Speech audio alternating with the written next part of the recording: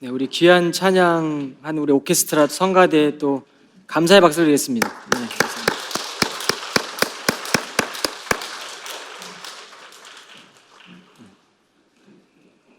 김기영 권사님이 간곡하게 부탁을 하셨는데 45석 정도 되더라고요. 지금 성가대석이 많이 비어 있죠. 우리 젊은 부부들 많이 헌신하셔서 섬김의 자리에서 또 찬양을 부르는 이 자리에 꼭 헌신해 주시고 또 채우시기를 바라겠습니다. 네, 오늘 온라인으로 드리는 분들 동일한 은혜가 오늘 있기를 간절히 축원합니다.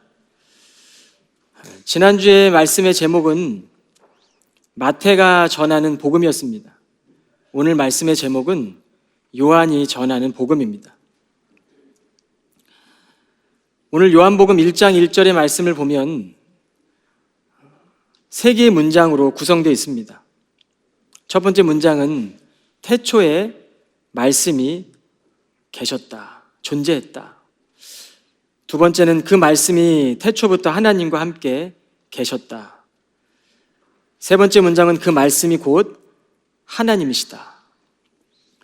여러분, 우리는 오늘 부활 후 5번째 주일을 맞이했습니다. 그리고 교회력은 어린이 주일입니다. 오늘 이 말씀을 어린아이 같은 순전한 마음으로 마음에 새겨보시기를 바랍니다. 오늘 제자 요한은 말씀이신 예수가 인류 역사 속으로 들어온 사건을 밝히며 오늘 요한복음을 시작합니다. 저는 성경을 묵상하다 보면 가끔 성경 속으로 시간 여행을 하고 싶은 마음이 들 때가 있습니다. 그런 마음이 들 때면 주석을 펼쳐보며 많은 주석가들과 성사학자의 해석을 보면서 많은 인사이트를 얻게 됩니다. 도대체 요한에게 어떤 일이 일어났기에 우레의 아들, 천둥 번개와 같은 급했던 이 아들이 사랑의 사도가 되었는가? 인간은 그 말씀 앞에 설 때에 자기를 부인하며 자기 십자가를 지는 온전한 사람이 됩니다. 인간은 그 말씀은 우리의 이기심을 깨트리고 완악한 심령을 찢어 우리를 거듭나게 합니다. 그 말씀은 우리가 듣는 일반적인 말과는 전혀 다른 것입니다. 모든 인간은 내면에 태초에 그 말씀을 향한 근원적인 갈망이 있습니다. 요한은 그 말씀을 향한 갈망이 사랑으로 채워졌으리라고 생각해 봅니다. 요한복음에서는 말씀이신 예수가 누구인지를 언급하고 있죠. 마태는 예수의 족보를 소개하며 하나님 나라의 구속사적 관점에서 예수 그리스도를 기록했다면 오늘 요한은 예수는 하나님의 아들이심을 우리에게 증언하고 있습니다. 구속사에 있어서 성육신, 이 사건은 절정입니다. 예수께서 행한 수많은 표적들도 바로 이 믿음을 통한 영원한 생명을 가르치는 표지판입니다. 그래서 우리가 요한복음을 묵상하며 7가지의 사인을 볼 때마다 우리는 믿음을 통해 그 믿음을 가리키는 것이 무엇인지를 깨달아야 합니다. 교회 밖에 있는 사람들이 종종 우리의 믿음을 오해할 때가 있습니다. 그저 신을 의지하려는 열심 정도로만 생각합니다. 열광주의자라고 생각합니다. 그러나 믿음은 십자가에 달리신 예수님을 통해 뜨거운 하나님의 사랑을 경험하는 것이죠. 맹목적인 열심이 아닙니다. 인생의 길과 진리를 깨닫고 다시 오실 예수님의 길을 예비하는 삶을 살아가는 것입니다. 이 구원의 길은 오직 인류의 역사 속에서 예수님만이 홀로 가셨던 길입니다. 예수님은 하늘로 가는 길을 직접 내려오셔서 우리에게 가르쳐 주셨습니다. 요한은 이것을 전하고자 한 것이죠. 잡힐 듯 잡히지 않는 그 영생, 영원한 생명의 줄임말인데 이것을 믿음으로 잡으라는 것입니다. 동물의 언어가 아니라 태초에 그 말씀과 연결되어지라는 것이죠.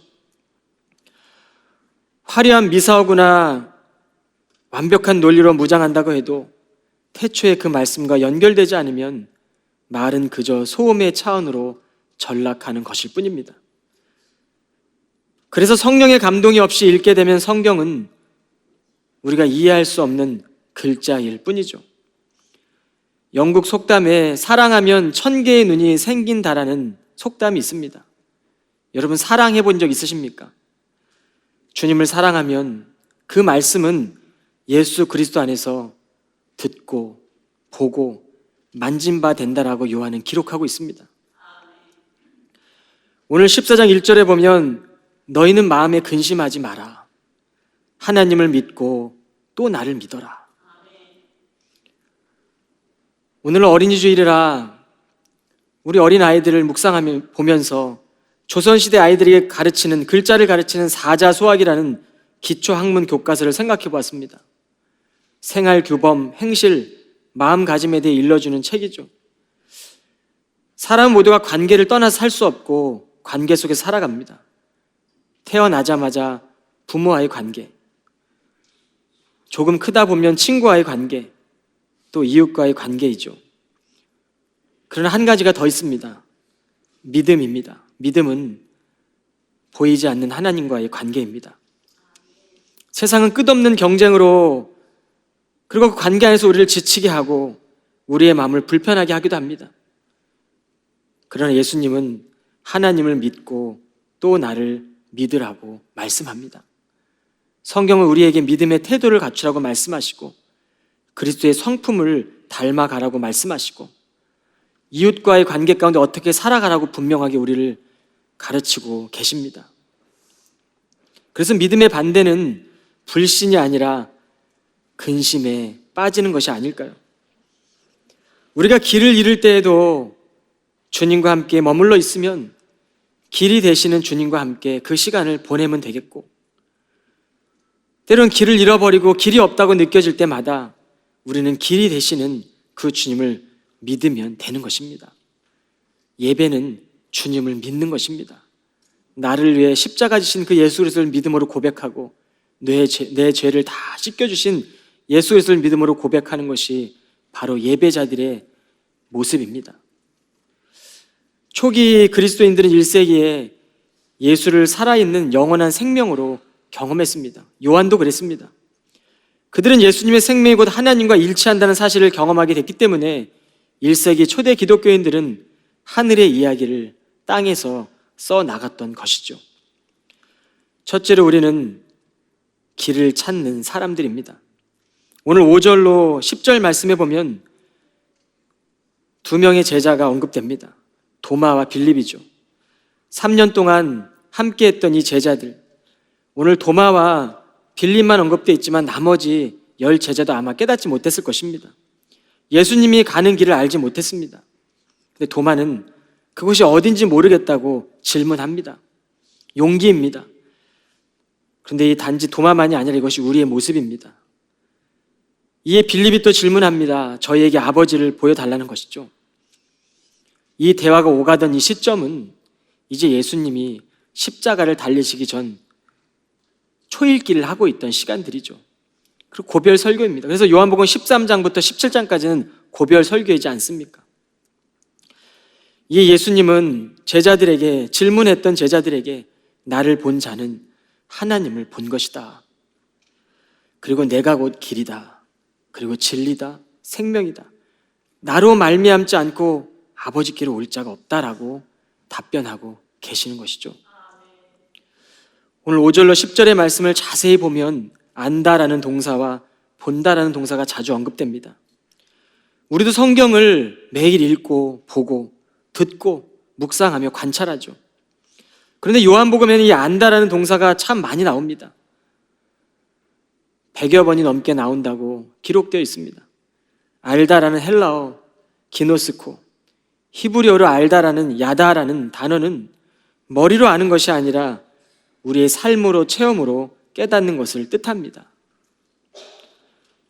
여러분, 그래서 안다라는 또 본다라는 동사를 우리는 볼 때마다 사랑한다, 믿다로 바꿔서 읽으면 해석하고 묵상하는 데 더 큰 도움이 됩니다. 우리는 경험을 통해 주님을 친밀하게 사귀는 것이죠. 끊임없는 관계 속에서 생겨나는 인격적인 만남입니다. 우리는 예수님을 잘 알고 있습니다. 성경도 많이 알고 있습니다. 그러나 성경은 시대마다 구석구석 살피다 보면 그 성경 안에 계시는 살아있는 예수 그리스도를 우리는 만나게 되는 것입니다. 예수님을 더 깊이 알아가고자 할 때 성령님께서 깨닫게 해주시는 그런 놀라운 은혜가 있기를 주의 이름으로 축원합니다. 진리의 영이신 성령님께서 우리를 가르치시고 보살피시고 회복시키시고 동행하시는 분이십니다. 마음의 문을 열고 주님을 영접할 때 우리의 마음 안에 그 생명의 싹이 틔워 주시는 것이죠. 성경은 하나님을 아는 것이 지혜의 근본이라고 말씀합니다. 여러분, 지혜의 기초가 되시는 그 하나님의 아들 예수 그리스도를 믿게 될 때 우리는 보이지 않는 하나님과 관계하며 믿음 안에서 살아갈 수 있게 되는 것이죠. 여러분, 태양계를 보신 적이 있습니까? 그림으로나 아니면 우리는 다큐멘터리는 본 적이 있지만 실제로 여러분 태양계를 본 사람은 아무도 없습니다. 볼 수도 없습니다. 그러나 우리가 이렇게 천문학자들 통해 어느 날 지구는 태양을 중심으로 돈다는 사실을 깨닫지 않습니까? 이것을 우리가 보지 않았지만 이건 놀라운 패러다임의 변화입니다. 여러분, 태양을 중심으로 우리가 살고 있는 지구는 하루에 한 바퀴씩 자전을 합니다. 그리고 1년의 사이클을 통해 공전을 하죠. 이것이 태양을 중심으로 돌고 있는 우주의 질서이고 법칙입니다. 하루 한 해 일정한 사이클로 돌아가고 있는 것이죠. 이것을 믿지 않는 분들도 있습니다. 여전히 지구를 중심으로 태양이 돌고 있다고 생각하는 사람들도 있더라고요. 그럼 우리는 믿는 것입니다. 근데 이것을 믿는 사람들은 우주보다 크신 하나님께서 하나님의 손으로 날마다 일정한 법칙으로 우리가 밟고 살아가는 땅을 돌리고 있습니다. 그리고 한 해의 사이클로 우리 이 지구를 돌리고 있는 것이죠. 그래서 봄, 여름, 가을, 겨울 우리가 맞이하게 되는 것입니다. 이것을 깨달을 때 매일 땅을 밟고 살아가는 것 자체가 기적임을 깨닫게 될 것입니다. 아니, 깨달아야 할 것입니다.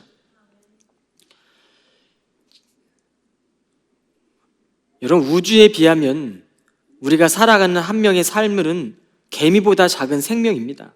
너무 작고 작은 우리의 인생이죠. 그 짧은 인생을 살면서 우리는 앞서가려고 하고 남들보다 뛰어나려고 하고 내가 더 높은 자리에 올라가기 위해서 부단히 노력합니다. 노력이 잘못됐다는 것은 아닙니다. 그러나 우리는 앞서가나 뒤서가나 2023년 5월의 첫 주일을 동일하게 맞이했습니다. 주어지는 시간은 누구에게나 동일합니다. 하나님이 주신 건강, 하나님이 허락하신 생명, 하나님께로부터 오시는 이 주어진 시간들을 통해 우리는 오늘 이 자리에서 하나님이 내 인생을 돌보고 계심을 반드시 깨달아야 합니다. 우리에게 주어지는 시간이 하나님께 속해 있음을 깨닫게 될 때 우리는 오늘도 하나님께서 허락하신 이 선물을 기쁨으로 맞이하는 것이죠. 이것은 애쓰는 것이 아닙니다. 저절로 되어지는 것입니다. 요한이 기록하던 당시에 하나님을 잘 안다고 하는 사람들은 형제를 무시하고 미워하면서 자신들은 특별한 영지를 가지고 있어서 영적 지식을 갖고 있어서 영원히 사는 것처럼 영생하는 자처럼 처신했습니다. 영지주의자들입니다. 그노시스, 날리지, 영적 지식을 통해 내가 신에게 도달한다. 그래서 그들에게는 우리가 살아가고 있는 이 삶과 세상의 것은 하찮은 것이고 그림자일 뿐이다. 하나님께 이르는 이 깨달음은 오직 이 영지, 영적 지식을 통해서만 이룰 수 있다고 주장했습니다. 요한이 복음을 기록할 때 이런 영지주의자들이 있었다는 것이죠. 결국 그들은 하나님이 사람이 되어 오신 예수님의 신성을 부인할 수밖에 없었습니다. 높이 계신 이 신이, 거룩한 신이 어떻게 타락한 물질 세계로 가까이 올 수 있느냐? 없다는 것이죠.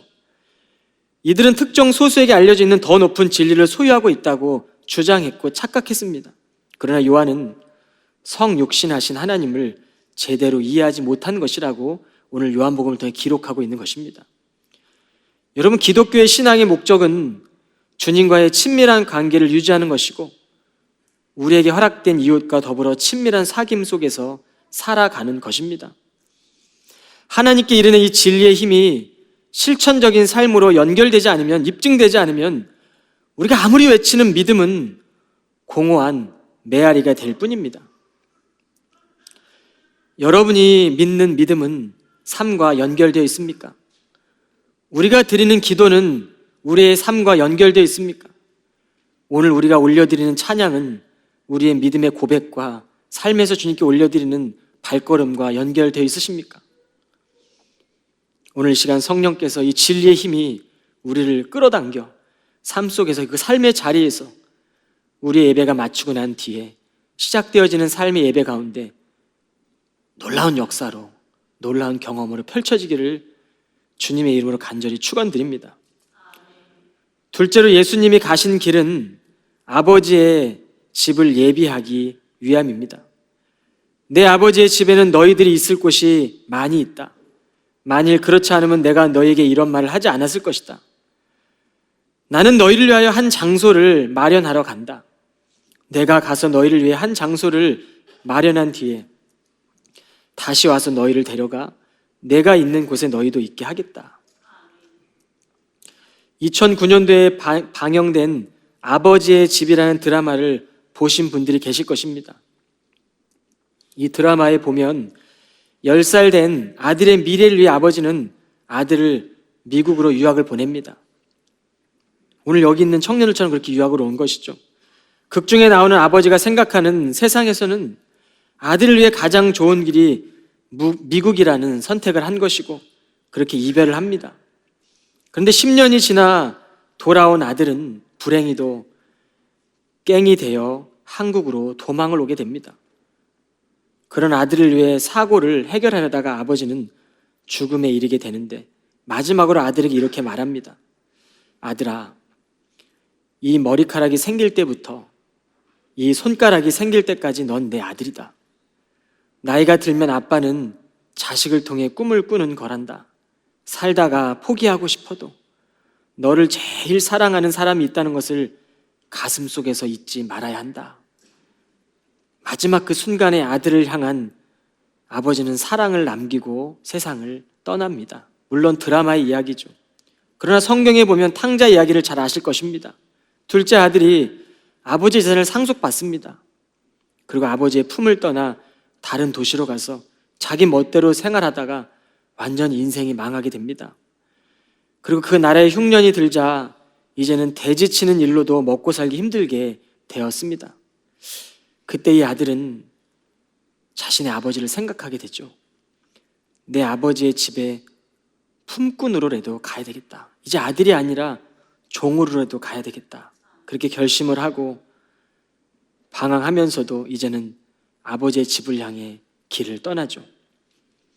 다시 돌아갈 수 있었던 것은 아버지에 대한 믿음이었습니다. 집을 떠난 탕자가 아버지 곁으로 돌아올 때 아버지는 애끓는 사랑의 마음으로 저 멀리서 오는 아들을 향해 달려나갑니다. 그리고 아들의 목을 안고 입을 맞추며 잔치상을 벌리게 됩니다. 더러워진 그의 몸도 아버지의 사랑에는 전혀 문제가 되지 않았습니다. 이것이 내 아버지의 집입니다. 예수님께서는 제자들에게 내 아버지의 집을 예비하러 가신다라고 말씀하셨습니다. 예수님은 세상에 오셨고 슬픔 많은 세상에서 너희를 위해 한 장소를 마련하러 간다라고 말씀하시고 이 집을 마련하기 위해 자신의 죽음을 가리키며 이제는 그 십자가 현장으로 나아가십니다. 모든 사람들을 위해 감당하신 그 십자가 구속의 사역을 말씀하고 있는 것이죠. 오늘 요한복음 2장에 보면 예수님은 6월절 예루살렘으로 올라가시며 성전 뜰에서 비둘기 파는 사람들에게 내 아버지의 집을 장사하는 집으로 만들지 말라 하셨습니다. 이때 아버지의 집과 오늘 본문의 내 아버지의 집은 같은 단어입니다. 헬라어로 오이코스이죠. 예수님은 성전을 가리켜 내 아버지의 집이라고 지칭하신 후에 이 성전을 헐라. 내가 사흘 동안에 다시 일으키리라고 말씀하시죠. 즉 이 성전은 자신의 몸을 가리키신 것입니다. 십자가에서 죽으시고 다시 살아나신 그 십자가의 구속의 사건을 의미한 것이죠. 그래서 우리가 예수 그리스도를 믿는 믿음은 그 안에서 새롭게 되는 것입니다. 우리의 마음이 새로워지고 내 마음이 거룩한 성전이 되고 주님과 매일 동행하며 살아가는 마음의 성전이 되는 것입니다. 이것을 제자들은 깨닫지 못했습니다. 주님이 십자가에 달리셨고 죽으셨고 부활하셨고 승천하셨고 그리고 난 뒤에 오순절 마가의 다락방에 그들이 모여서 기도할 때 비로소 깨닫습니다. 여러분, 제자들을 이해하게 했고 깨닫게 해줬던 문의 열쇠는 바로 성령이었습니다. 그래서 성령이 역사하는 교회 가운데서는 하나님의 놀라운 임재가 임하게 됩니다. 성령의 역사가 임할 때 우리는 성경을 볼 때 깨달아지는 것이죠. 성경은 하나님의 righteousness, 의라고 표현합니다. 복음에는 하나님의 의가 나타나서 믿음으로 믿음에 이르게 하나니 기록된 바 오직 의인은 믿음으로 말미암아 살리라 함과 같으니라. 여러분, 구원받는 백성들의 마음은 그래서 예수 그리스도가 살아계시는 성전이 되는 것이죠. 누군가를 만날 때에, 가정의 아버지로 설 때에, 교회의 목사로 설 때에, 또 삶의 자리에서 직장 현장에서 크리스찬으로 살아갈 때에 우리의 마음은 그리스도가 계시는 성전입니다. 믿음의 사람들은 예수님께 속한 사람들입니다. 그래서 우리에게 주어지는 삶이 너무나도 중요한 것이죠. 육체가 태어나고 자란 고향이 있지 않습니까? 주님께 속하게 될 때 우리는 비로소 내 아버지의 집에서 참된 쉼을 얻는 것입니다. 긴 여행을 마치고 집에 돌아오면 집이 주는 안정감이 있지 않습니까? 에덴 동산에 쫓겨난 후에 인간의 삶은 하나님께로 돌아올 때 비로소 참된 안식을 누리게 되었습니다. 여러분, 한 주간 살면서 하나님 사랑합니다 라는 고백을 몇 번이나 들으셨는지요? 몇 번이나 하셨습니까? 우린 다 주님 보시기에 부끄러운 존재들이죠. 그런데 여러분, 우리 하나님은 우리를 사랑해서 우리에게 전부를 주셨습니다. 자신에게 하나밖에 없는 그 아들을 십자가에 내어주셨습니다.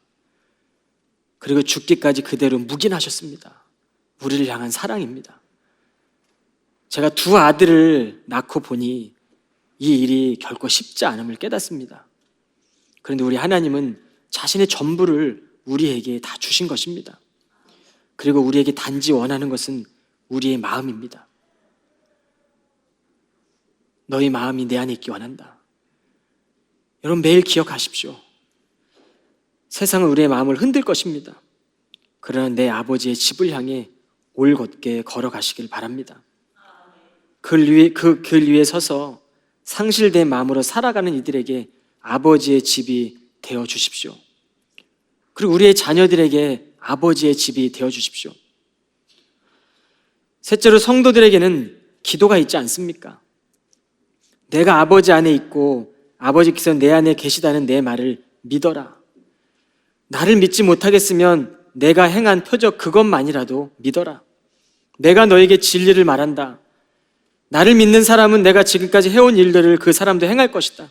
심지어 이보다 더 큰 일들도 행할 것이다. 그것은 내가 아버지께로 가기 때문이다. 그리고 너희가 내 이름으로 무엇인지 구하면 내가 너에게 다 이루어 주겠다. 그리하여 아버지께서 아들로 말미암아 영광을 받으시게 될 것이다.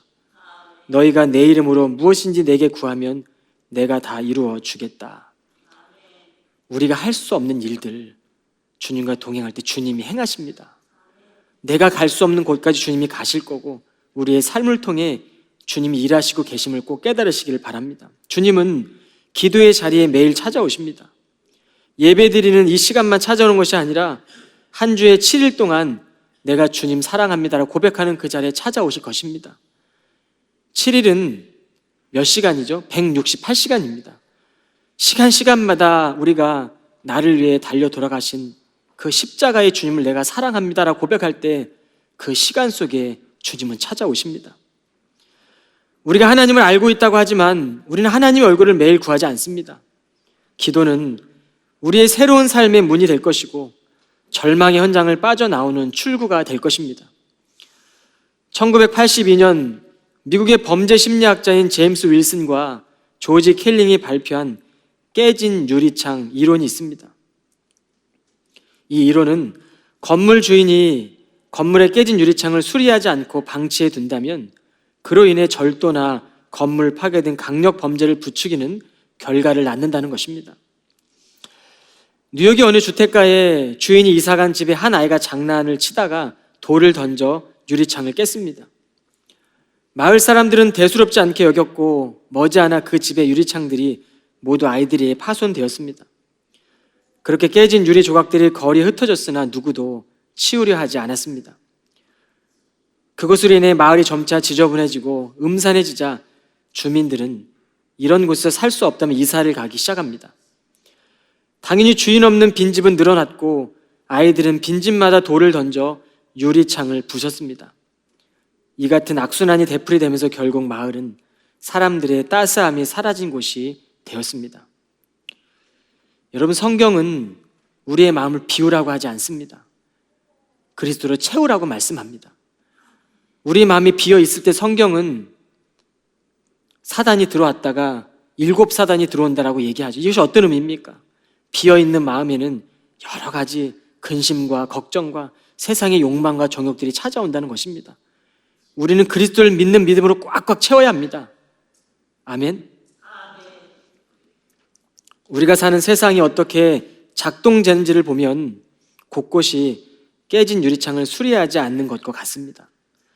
생명 파괴 훼손이 일상적으로 일어나고 있습니다. 그 이유가 무엇입니까? 오늘 요한은 생명의 주인 되신 주님과 분리되는 삶을 살고 있다라고 말씀하는 것이죠. 아무리 조건이 좋고 아무리 환경이 좋고 아무리 부유하고 아무리 대저택 같은 삶을 살고 있어도 이 생명은 경험할 수 없는 것입니다.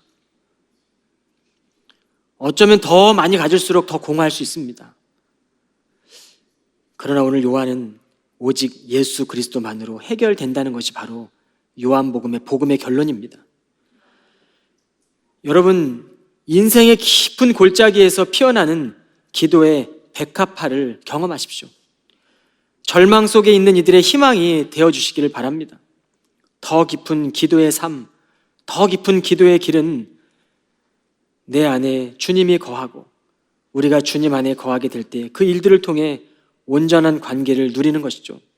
더 깊은 기도를 통해 우리의 삶이 바뀌고 내 가정이 바뀌고 우리의 가정을 넘어 이제는 상실된 마음으로 살아가는 이들에게, 신앙의 뿌리를 내리지 못해 방황하는 이들에게 하나님 나라를 경험시켜 주어야 되지 않겠습니까? 홀로 있는 자리에 있는 사람들에게 내 아버지의 집을 경험시켜 주어야 되지 않겠습니까? 소외되고 연약함으로 살아가는 이들에게 하나님 아버지의 그 집이 되어줘야 되지 않겠습니까? 여러분, 매일 순간순간마다 내가 홀로 있는 그 자리에 나의 감정이 주님께 올려진다고 생각하며 살아가십시오.